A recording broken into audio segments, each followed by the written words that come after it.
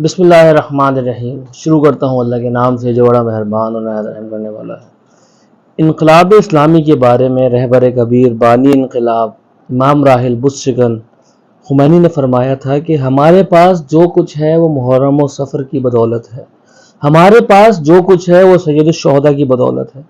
شہید امام نے فرمایا تھا امام حسین عزت و سربلندی کے پیکر تھے، اور آپ نے ہی فرمایا تھا ہیہات من الذلہ۔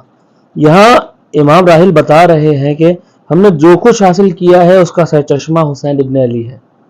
شہید امام سید علی خامنائی امام حسین کے فرمان سے یہ ثابت کرنا چاہتے ہیں کہ عزت و سربلندی کا راستہ صرف عزت کا راستہ ہے، اور اپنی ملت سے امید کر رہے ہیں کہ یہ ملت بھی ہر میدان میں ثابت قدم رہے گی، اور یہ ثابت کرے گی کہ ذلت کے گرد اس کے دامن میں نہیں بیٹھے گی، اور اپنے آقا و سالار امام حسین کی پیروکار رہے گی۔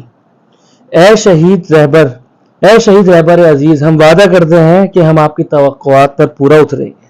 والسلام۔